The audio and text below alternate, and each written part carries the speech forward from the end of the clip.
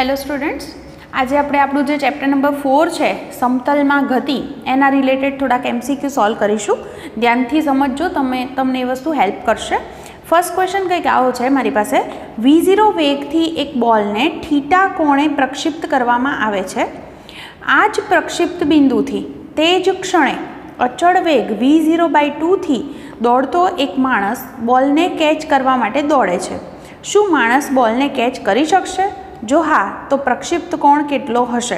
તમારા ઓપ્શન છે, option A છે 60 ડિગ્રી, બીજો છે 30 ડિગ્રી, સી ઓપ્શન કહે છે કે નહીં કેચ કરી શકે અને ડી કહે છે 45 ડિગ્રી. જુઓ, સમજો, બોલને આપણે થીટા જેટલા ખૂણે v0 વેગથી પ્રક્ષિપ્ત કર્યો છે અને એ જ પ્રક્ષિપ્ત બિંદુ આગળથી તે જ ક્ષણે અચળ વેગ v0/2 થી એક માણસ દોડે છે. હવે એક સીધી વસ્તુ થઈ કે બોલ જે છે એ બોલ ધારો કે આમ જઈ અને આમ પડતો હોય તો માણસે પણ એટલું જ સામે દોડીને અહીંયા પહોંચવું પડે. એનો અર્થ એવો થાય કે આ દિશાનો બંનેનો વેગ સરખો હોવો જોઈએ. એટલે પહેલું તો વાક્ય તમે આવું લખી શકો કે બોલને કેચ કરવા માટે બોલનો સમક્ષિતિજ દિશાનો વેગ અને માણસનો સમક્ષિતિજ દિશાનો વેગ બંને સરખા હોવા જોઈએ. તો આપણે લખી શકીએ અહીંયા આગળ પહેલાં કે બોલને કેચ કરવા શું હોવું જોઈએ? તો માણસનો સમક્ષિતિજ દિશાનો વેગ અને જે બોલ છે એ બોલનો પણ સમક્ષિતિજ દિશાનો વેગ બંને કેવા હોવા જોઈએ? સરખા હોવા જોઈએ. જુઓ, આપણને કહી દીધું છે એ પ્રમાણે માણસ તો કેટલા વેગથી જાય છે? v0/2. એટલે એનો વેગ તો આપણને ખબર છે. હવે બોલ છે તો બોલ માટે તમને યાદ હશે આ વસ્તુ કે વેગ છે આપણે સ્પર્શકની દિશામાં દર્શાવીએ તો એના બે પરસ્પર લંબ ઘટક મળે. તો સમક્ષિતિજ દિશામાં એ વેગનો ઘટક શું થાય? v0 cos θ0 લખી શકાય. અહીંયા θ0 ની બદલે આપણે અહીંયા આગળ એને થીટાથી દર્શાવ્યા છે. તો અહીંયાથી v0 અને v0 કેન્સલ થાય. એનો અર્થ એવો થયો કે cos θ બરાબર 1/2. તો θ બરાબર 60 ડિગ્રી કહેવાય. cos 60 ની વેલ્યુ 1/2 છે. એનો અર્થ એવો થયો કે પ્રક્ષિપ્ત કોણ 60 અંશ હોય તો આ બંને જે છે આ જે વ્યક્તિ છે એ આ બોલને કેચ કરી શકે છે. બહુ જ સિમ્પલ હતું, પણ આટલી વસ્તુ ખાસ ખબર પડવી પડે. જોઈએ અહીંયા કે બંનેનો સમક્ષિતિજ દિશાનો વેગ સરખો થાય તો એ વ્યક્તિ છે એ બોલને પકડી શકશે. તો આપણે એને સરખાવી દીધા છે. ઓકે, હવે સેકન્ડ ક્વેશ્ચનની વાત કરું. સેકન્ડ ક્વેશ્ચનની અંદર આપણને એવું કહે છે કે જમીન પર રહેલો પાણીનો ફુવારો બધી જ દિશામાં પાણીનો છંટકાવ કરે છે. તમે ઇમેજિન કરો, આ ફુવારો છે, બધી દિશામાં પાણી છાંટે છે. જો ફુવારામાંથી બહાર નીકળતા પાણીનો વેગ v હોય તો ફુવારાની આસપાસ ભીંજાતા વિસ્તારનું ક્ષેત્રફળ શોધો. એટલે આ ફુવારો હોય તો એની આસપાસ જે વિસ્તાર જે છે એ ભીંજાય છે એનું આપણને ક્ષેત્રફળ શોધવાનું કહે છે. ક્ષેત્રફળ શોધવું હોય તો મને ખ્યાલ છે કે આપણે સૂત્ર લખી શકીએ πr². તો એના માટે મને આ r ખબર હોવી જોઈએ. તો ત્રિજ્યા, તો r કઈ રીતે મળે? તો તમે આટલું વિચારી શકો કે ફુવારામાંથી જે પાણી નીકળે છે એ મહત્તમ કેટલા અંતર સુધી જઈ શકે એને એની અવધિ કહેવાય.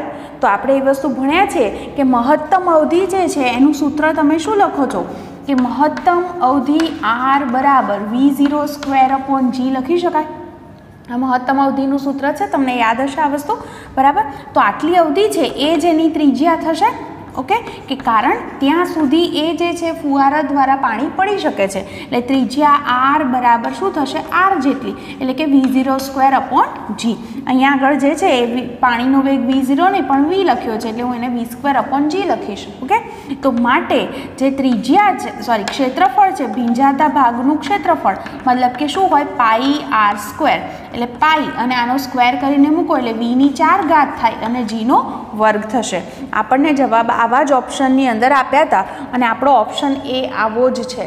ઓકે, એટલે જવાબ મળી ગયો. તો મતલબ આની અંદર ક્વેશ્ચનની અંદર જ સમજવાનું હતું કે ક્યાં સુધી એ પાણી પહોંચે છે એ શું બની જશે? એની અવધિ, મહત્તમ અવધિ. Okay, third question. 45 - θ અને 45 + θના કોણે પ્રક્ષિપ્ત કરેલા પદાર્થની સમક્ષિતિજ અવધિનો ગુણોત્તર શોધવાનો કહે છે. તમને અહીંયા આગળ ગુણોત્તરના ઓપ્શન આપ્યા છે 2:1, 1:1, 2:3 અને 1:2. જુઓ, બે અલગ અલગ ખૂણા કીધા એટલે એક વખતે પ્રક્ષિપ્ત કોણ જે છે એને હું θ1 નામ આપું તો એ 45 પ્લસ થીટા છે, અને બીજી વખતે પ્રક્ષિપ્ત કોણ છે એ 45 માઇનસ થીટા છે. આ બે અલગ અલગ છે. તો ત્યારે જે આપણને સમક્ષિતિજ જે અવધિ મળે છે એનો આપણને ગુણોત્તર શોધવાનું કહે છે. તો અવધિનું સૂત્ર તમને યાદ છે, V0 square sin 2θ upon g સૂત્ર છે. આ સૂત્ર પરથી હું કહું કે V0 તો જે પ્રારંભિક વેગ છે તો અચળ હોય, g પણ અચળ હોય, એટલે અવધિ છે એ ચલે છે sin 2θ કહેવાય, હે ને, એટલે થીટા પર આધારિત છે એમ કહી શકાય. તો અહીંયા આગળ આપણને બે અલગ અલગ થીટા કીધા છે. θ1ની વેલ્યુ છે 45 પ્લસ થીટા, તો θ2ની વેલ્યુ છે 45 ડિગ્રી માઇનસ થીટા.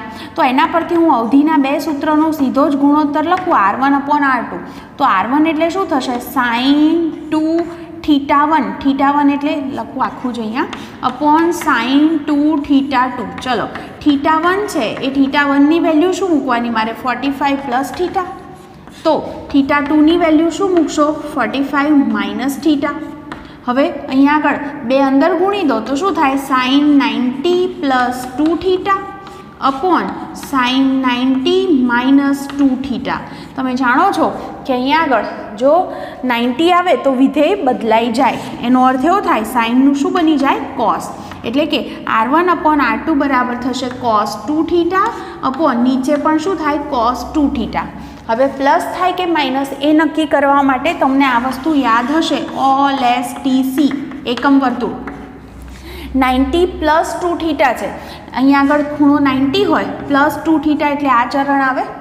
આ ચરણની અંદર સાઇન વિધેય પ્લસ જ હોય, મતલબ કે સાઇન 90 પ્લસ 2θ બરાબર પ્લસ કોસ 2θ થાય. ઓકે, અને 90 માઇનસ 2θ, 90 એમાંથી માઇનસ કરો એટલે આ ચરણ આવે. તો આ ચરણમાં તો બધા જ વિધેય પ્લસ છે, હે ને, તો એનો મતલબ કે આપણો જવાબ પ્લસમાં જ આવે. એટલે કે આ ગુણોત્તર શું થયો કહેવાય, 1:1. એટલે આના પરથી જો તમારી પાસે કોઈક બે અલગ અલગ ખૂણા આપેલા હોય પણ એ ખૂણાનો તફાવત 45 ડિગ્રી સાથે સરખો હોય, એટલે જુઓ એક 45 પ્લસ થીટા છે, બીજો 45 માઇનસ થીટા, તો તફાવત એટલો જો હોય એટલે કે બંને ખૂણાનો હું સરવાળો કરું, જુઓ ને 45 પ્લસ થીટા અને બીજો જે ખૂણો છે એ શું છે, 45 માઇનસ થીટા.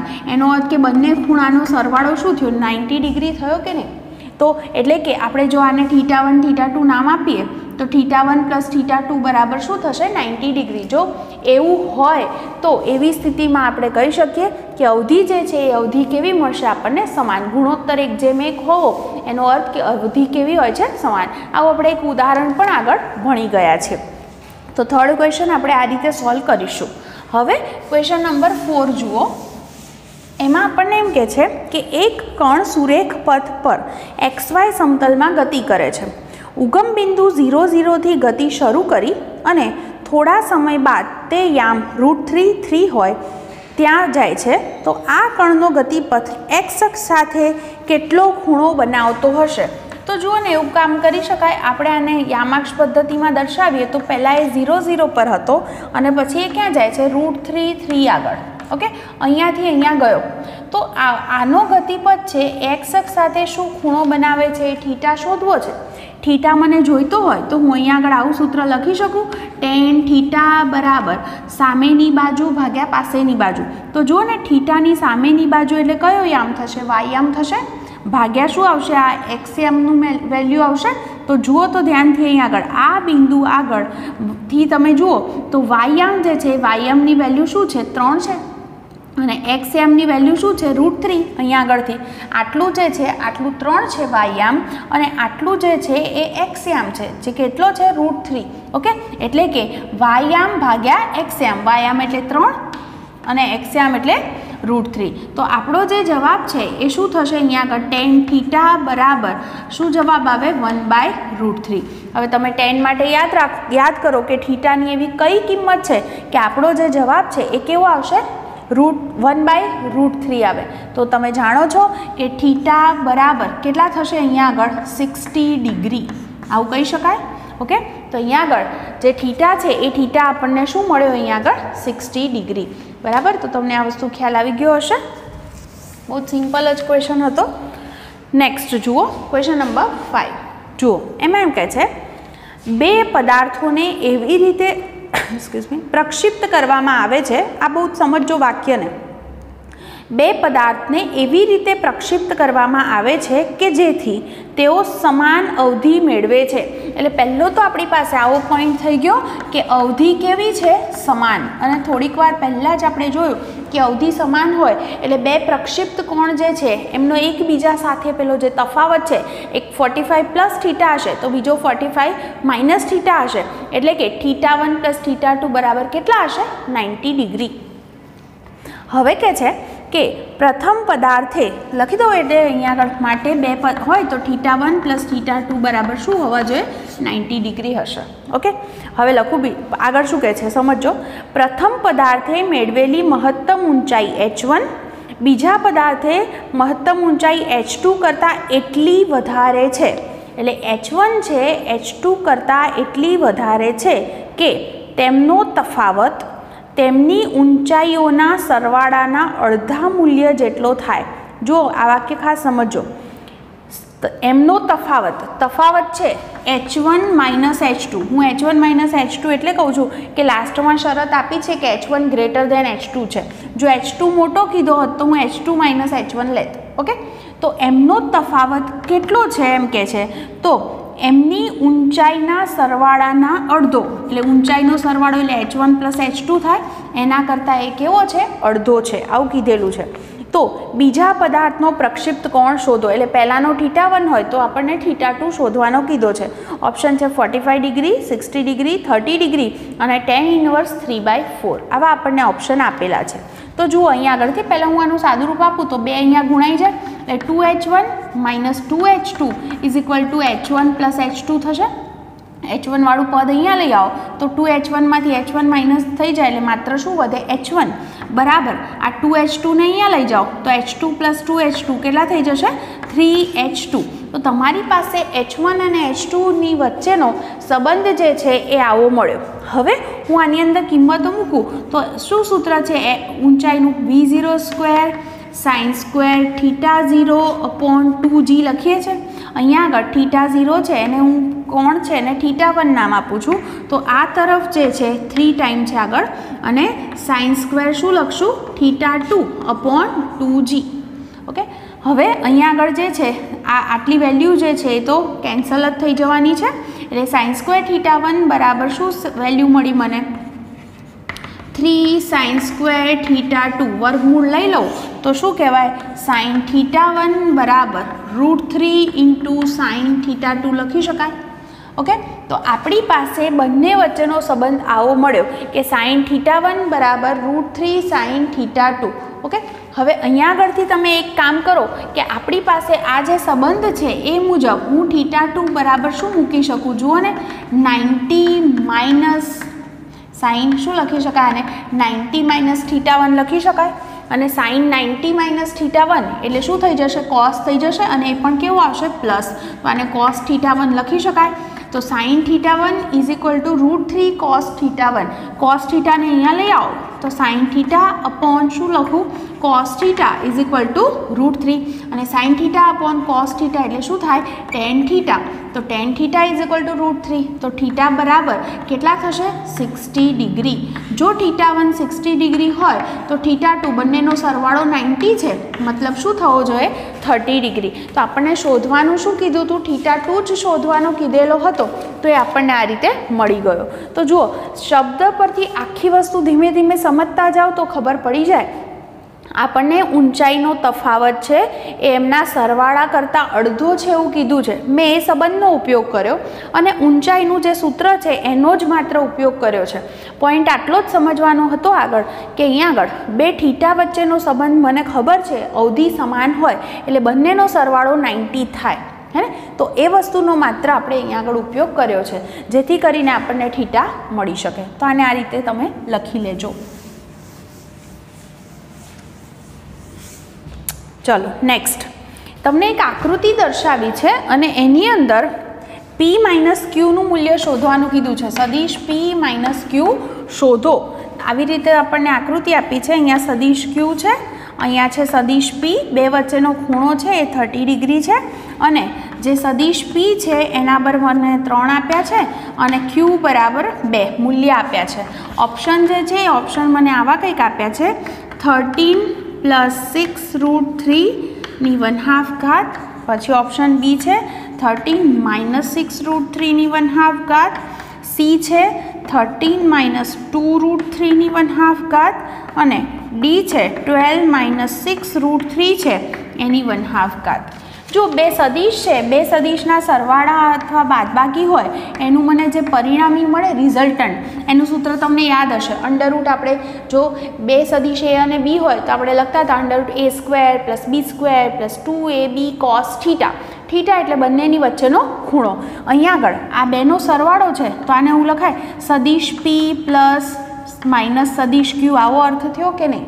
એટલે એ બરાબર પી મૂકો અને બી બરાબર -q મૂકો તો આપણું સૂત્ર શું થાય? આના પ્રમાણે p² + q² + 2pq, પણ q માઇનસ છે એટલે અહીંયા માઇનસ આવશે અને cos θ.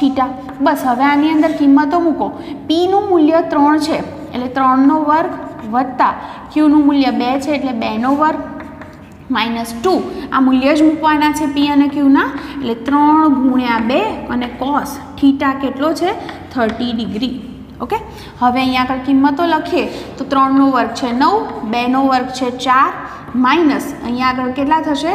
12 અને cos 30. cos 30ની વેલ્યુ જે છે એ કેટલી છે? √3/2. તો અહીંયા ભાગ ચાલશે એટલે 6 એટલે કેટલા થઈ જશે અહીંયા આગળ? 13 - 6 √3. તો આવો ઓપ્શન બી છે આપણી પાસે. વર્ગમૂળની અંદર આ જવાબ આવ્યો. તો અહીંયા કહેવાનો અર્થ એવો હતો કે સદિશનું મૂલ્ય તમને શોધવાનું કે તો તમે એને આ રીતે શોધી શકશો. ઓકે, હવે ક્વેશ્ચન નંબર 7 પર જઈએ. ક્વેશ્ચન 7ની અંદર આપણને એવું કહે છે હવે કે જો સદિશ a × b બરાબર 0, તમને સંબંધો આપ્યા છે કે a × b બરાબર 0 છે અને બીજો સંબંધ એવો આપે છે કે સદિશ b.a બરાબર -ab આવું આપે છે. તો a અને b વચ્ચેનો ખૂણો શું હશે? ઓપ્શન છે 0, π/2, π અને π/3. આવા આપણને ઓપ્શન આપ્યા છે. પહેલું તો જુઓ, આપણે બે સદિશ છે એના ડોટ ગુણાકાર અને ક્રોસ ગુણાકારની વાત કરીએ તો સદિશ a × b હોય તો એને આપણે ab sin θ લખી શકીએ અને a.b હોય તો એને આપણે ab cos θ લખી શકીએ. વધારે ડિટેલમાં આપણે ચેપ્ટર 6ની અંદર બધી ચર્ચા કરવાના છે ક્રોસ મતલબ પ્રોડક્ટ વિશે, ગુણાકાર વિશે. તો જુઓ, હું એનો અહીંયા ઉપયોગ કરું છું તો લખી શકું કે a × bનો મતલબ શું થાય? ab sin θ. હવે તમને આ કીધું છે એ પ્રમાણે કે a × b બરાબર શું આપ્યા છે? 0. હે, તો 0 = ab sin θ. તો એનો અર્થ એવો થયો કે આને હું sin θ ને સૂત્રનો કરતા કરું, a અને b તો 0 નથી. દેટ મીન્સ sin θ જો આની વેલ્યુ 0 હોય તો જ આ ગુણાકાર 0 આવ્યો હશે એવું આપણે કહી શકીએ. તો જુઓ, sin θ બરાબર 0 એનો અર્થ એવો થાય કે θ બરાબર 0 હોય અથવા θ બરાબર π હોય, કારણ કે તમે જાણો છો કે sin πની વેલ્યુ પણ 0 છે. તો આ બેમાંથી કોઈ પણ જવાબ હોઈ શકે. કયો હશે એ શોધવા માટે આપણે આની મદદ લઈએ. જુઓ, b.a નો મતલબ શું થાય? ba cos θ થાય અને એના બરાબર મને આપ્યું છે -ab. ab કેન્સલ કરો તો cos θ બરાબર -1. તમે જાણો છો કે cos πની વેલ્યુ જે છે એ -1 છે. તો એનો અર્થ એવો થયો કે આના પરથી θ બરાબર મને π મળ્યો. આમાં બે ઓપ્શન આવ્યા પણ બંનેમાં કોમન હોય એવી વાત શું થઈ? θ બરાબર π. એટલે કે આપણો જવાબ કહી શકાય કે θ કેટલો હશે? તો π જેટલો. ચલો, ક્વેશ્ચન નંબર હવે આપણે 8 ઉપર જઈએ. ક્વેશ્ચન 8 છે એને પણ તમે બહુ વ્યવસ્થિત સમજતા જજો. હા, એક દડો સમજો સીડીના સૌથી ઉપરના પગથિયેથી v0 જેટલા સમક્ષિતિજ વેગથી ગબડે છે. સમક્ષિતિજ વેગ કીધો છે v0. આ ગતિના લીધે તે એનમાં પગથિયાની બહારની ધાર પર પડે છે. અહીં પ્રત્યેક પગથિયાની ઊંચાઈ h અને પહોળાઈ b છે તો nનું મૂલ્ય શોધો. આપણને ઓપ્શન છે એ આવા આપ્યા છે 2v0² h/gb² બીજું ઓપ્શન છે v0² h/g × b², ત્રીજું છે 2v0h/gb², અને ચોથું ઓપ્શન છે v0²h/gb. આવા ઓપ્શન છે. તમને એવું કહેવા માંગે છે, દાખલા તરીકે તમારી પાસે આવી સ્થિતિ છે, આવી રીતે પગથિયા છે. કેટલા છે ખબર નથી, n પગથિયા છે. દાખલા તરીકે અહીંથી બોલ આવ્યો, બરાબર, તો એ ક્યાં પડે છે? અહીંયા આગળ આ ગબડીને nમું જે પગથિયું છે એની ધાર પર અહીંયા પડે છે. દરેક પગથિયું છે એ પગથિયું કેટલું છે? તો એમ કીધું છે આપણને કે હા, પગથિયાની ઊંચાઈ h, એટલે એનો મતલબ એમ થાય કે આ જે ઊંચાઈ છે ને આ h છે, અને આ જે અંતર છે ને સમક્ષિતિજ એ b છે, આવું કે છે. ઓકે, તો તમને n જે છે એની વેલ્યુ શોધવાની કીધી છે. તમે એક વસ્તુ અહીંયાથી સમજી શકતા હશો કે બોલ અહીંથી અહીંયા આગળ જાય છે, તો એણે આમ સમક્ષિતિજ દિશામાં પણ અંતર કાપ્યું અને આમ આ દિશામાં પણ અંતર કાપ્યું છે, ઉધ્વ દિશામાં. તો કેટલું એ અંતર થાય એ ખાસ સમજવાનું છે. તમે વિચારો, દરેક પગથિયું h ઊંચાઈનું હોય તો એ ટોટલ અહીંથી અહીં આવે ત્યાં સુધીમાં કેટલું એણે આ દિશામાં કેટલું અંતર કાપ્યું? લંબ અંતર નામ આપું તો આ દિશામાં કાપેલું અંતર શું થાય? એક પગથિયું ઉતરે એટલે h અંતર થયું, બીજા પગથિયાનું h અંતર, આવી રીતે ટોટલ n પગથિયા છે, એટલે આ દિશામાં કાપેલું અંતર કેટલું થાય? nh થાય. એવી જ રીતે આપણો જે બોલ છે એ અહીંથી અહીં આવે તો સમક્ષિતિજ દિશામાં જુઓ, એક પગથિયું જેટલું આમ જાય એટલે કેટલું અંતર કાપે? b જેટલું, કારણ કે પગથિયાની જે પહોળાઈ છે એ b છે. પછી એ જ રીતે અહીં પડી અને બીજા પગથિયા પર જાય તો બીજાનું આટલું અંતર એટલે કેટલું કહેવાય એને? એ પણ b. તો આવા ટોટલ n પગથિયા કાપે એટલે ટોટલ કાપેલું અંતર શું થાય? nb લખી શકાય. તો અહીંયા આગળ હું લખી શકું કે બોલે સમક્ષિતિજ દિશામાં કાપેલું અંતર કેટલું હોય? nb જેટલું. ઓકે, સમક્ષિતિજ દિશાનો એનો વેગ v0 હોય અને એટલું અંતર કાપવા માટે લાગતો સમય t હોય તો અંતર બરાબર સૂત્ર લખી શકાય વેગ ગુણ્યા સમય. તો આના પરથી એણે આટલું અંતર કાપવા માટે કેટલો સમય લીધો કહેવાય? તો nb/v0 જેટલો લીધો કહેવાય. આ આપણને સમય મળી ગયો, બરાબર. હવે પદાર્થ છે એ અહીંથી અહીં આવે છે તો એણે આ ઉધ્વ દિશામાં,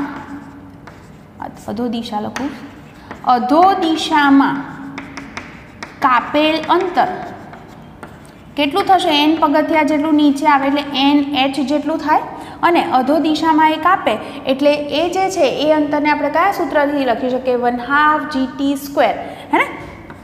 v0t + 1/2at² મુજબ જ હું લખું છું. તો હવે હું આની અંદર ટીની જો વેલ્યુ મૂકી દઉં તો શું થાય? nh બરાબર 1/2g, અને ટીની વેલ્યુ શું છે? nb/v0 છે સ્ક્વેર, એ પણ આપણે મૂકી દઈશું. અને nને સૂત્રનો કરતા કરવાનો છે આપણે. પહેલાં સાદુરૂપ લખું અહીંયા, nh બરાબર 1/2g n²b²/v0². તમે જોઈ શકો છો એક n કેન્સલ થાય અને આ nને સૂત્રનો કરતા કરી દો તમે તો n બરાબર શું થાય? 2v0² અને h ઉપર જશે, અને આ પદ છેદમાં આવશે. કોણ? g છેદમાં આવશે અને b² પણ છેદમાં આવશે. તો એવો આપણો ઓપ્શન એ છે મળી ગયો. તો વસ્તુ આ રીતે સમજવાની હતી કે બોલ જ્યારે આવે છે ત્યારે એણે અમુક અંતર આ દિશામાં કાપ્યું છે ને અમુક અંતર આ દિશામાં કાપ્યું છે. અધો દિશામાં કાપે છે એટલે આપણે જાણીએ છીએ કે ગુરુત્વ પ્રવેગની દિશા નીચે તરફ અને બોલ પણ નીચે આવે છે તો બંને એક જ દિશામાં છે એટલે g+ લીધેલા છે. હવે તો આપણે કયા સૂત્રનો ઉપયોગ કર્યો અહીંયા આગળ કે વેગ બરાબર અંતર ભાગ્યા સમય, એટલે અંતર બરાબર વેગ ગુણ્યા સમય. તો આપણે સમક્ષિતિજ દિશાનું એ અંતર લખી શકીએ જે nb છે. એના પરથી મને t મળ્યો અને એ બોલે અધો દિશામાં કાપેલું અંતર જે છે એ આપણું સૂત્ર v0t + 1/2at² થી ગણી શકાય. પ્રારંભિક વેગ v0 હોય અને પછી પ્રારંભિક વેગ 0 હોય અને પછી એ ગતિ કરવાની શરૂઆત કરે v0 વેગથી, પછી એ ધીરે ધીરે નીચે આવે છે. તો એ વસ્તુનો ઉપયોગ કરીને આપણે ખાલી ગણતરી કરી છે અને જવાબ મળી જશે. તો આને પણ તમે સહેજ તમારી નોટની અંદર લખી લેજો. ઓકે, હવે એના પછીનો જે ક્વેશ્ચન છે એ જુઓ.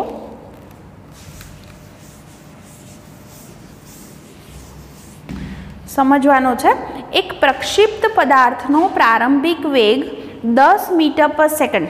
પ્રારંભિક વેગ ધેટ મીન્સ V0 થયો ને, V0 મને આપ્યો છે 10 મીટર પર સેકન્ડ. પ્રક્ષિપ્ત કોણ એટલે આપણે જેને θ0 કહીએ છીએ અથવા θ પણ લખીએ છીએ, એ છે 45 ડિગ્રી. એના ગતિપથનું સમીકરણ આપે છે h બરાબર ax માઇનસ bx². તમને ખ્યાલ હશે કે આપણે કીધું હતું કે પ્રક્ષિપ્ત ગતિ હોય તો એ પદાર્થની ગતિનું જે સમીકરણ મળ્યું હતું એ આ પ્રકારનું છે, જેને આપણે પરવલય આકાર કીધો હતો, જ્યાં h ઊંચાઈ છે, x એ સમક્ષિતિજ અંતર છે તથા a અને b અચળાંકો છે. તો તમને ગુણોત્તર શોધવાનો કહે છે a/b. આ a અને b નો ગુણોત્તર શોધો. g ની વેલ્યુ 10 મીટર પર સેકન્ડ સ્ક્વેર લેવાની કીધી છે. તમને જે ઓપ્શન આપ્યા છે એ છે 20/1, પછી છે 10/1, પછી છે 1/20 અને છે 1/10. હવે જુઓ, પહેલાં તો તમને એ ખબર હોવી જોઈએ કે આપણી પાસે આ જે ગતિ હોય, પરવલય આકારની જે ગતિ છે, એનું સમીકરણ આપણે શું લખીએ છીએ. તમને યાદ છે આપણે શું લખ્યું હતું? tan θ0x minus 1/2 g into, યાદ કરો જરાક સૂત્ર, gx² અપોન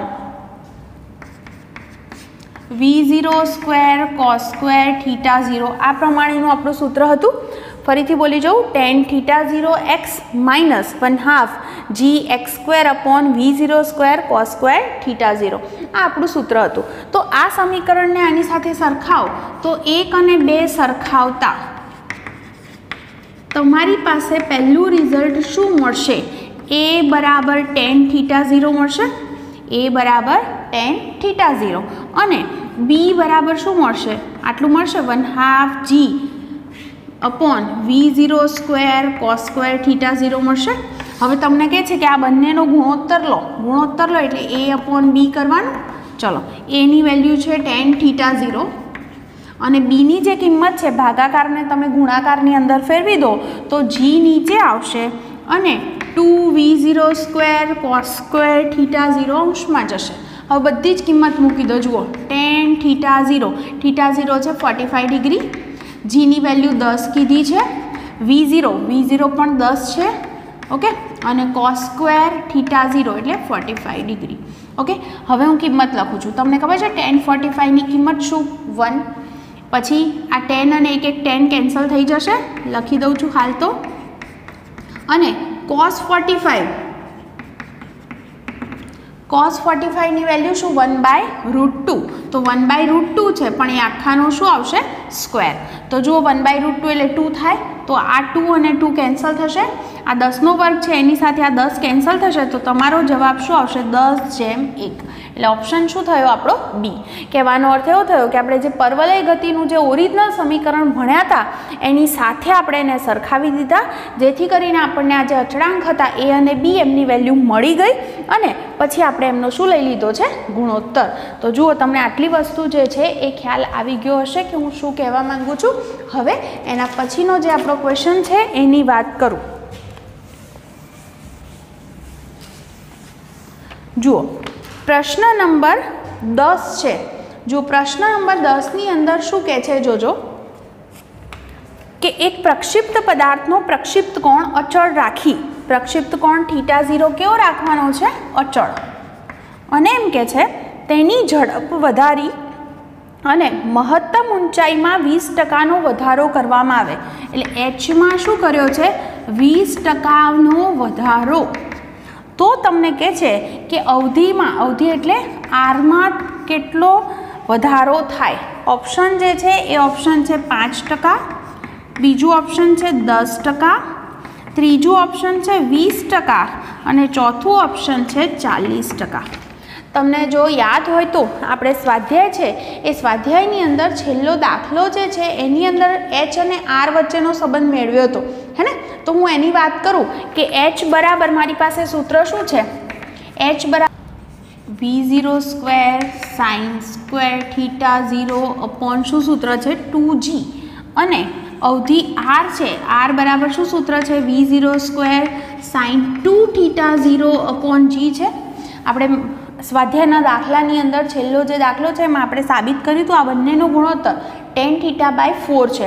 ન યાદ હોય તો હું સાબિત કરી આપું કે h/r હું ગુણોત્તર લઉં તો hની વેલ્યુ છે v0² sin² θ0/2g છે અને r છે ભાગાકારને હું ગુણાકારમાં ફેરવું તો g ઉપર જશે અને કયું પદ નીચે આવશે v0² sin2θ. sin2θ છે એને હું 2 sin θ * cos θ લખી શકું. તો જુઓ તો શું સાબિત થશે અહીંયા v0² તો કેન્સલ થઈ જશે, પછી g અને g પણ કેન્સલ થશે, પછી એક sin θ પણ કેન્સલ થશે. તો અહીંયા શું વધશે sin θ / cos θ અને એટલે tan θ લખાય અને 2 × 2 શું થાય 4. એટલે કે h/r બરાબર આપણો જવાબ આવશે tan θ0/4. આવો જવાબ મળ્યો. હવે આપણને કીધું છે એ પ્રમાણે θ0 અચળ છે. જો θ0 અચળ હોય તો આખું પદ તો અચળ જ રહે, એટલે આ પણ અચળ ભાગ્યા અચળ, એનો મતલબ કે આ ગુણોત્તર અચળ છે. તો આ અચળ હોય તો એવું લખાય h ચલે છે r. h અને r એકબીજાના કેવા છે સમપ્રમાણમાં. એટલે એનો અર્થ એવો થયો કે જેટલો h બદલાય એટલો r બદલાશે. તો આપણને કહે છે કે hમાં 20%નો ફેરફાર છે તો rમાં પણ શું થાય 20%નો ફેરફાર થશે. એમ હું અહીં આગળ કહી શકું. તો આ વસ્તુ તમને ખ્યાલ આવી ગયો હશે આની અંદર. તો આજે આપણે MCQ જે કર્યા છે એની ખાસ પ્રેક્ટિસ કરતા રહેજો અને નેક્સ્ટ લેક્ચરની અંદર હજી હું પણ બીજા પણ થોડાક MCQ સોલ્વ કરાવીશ.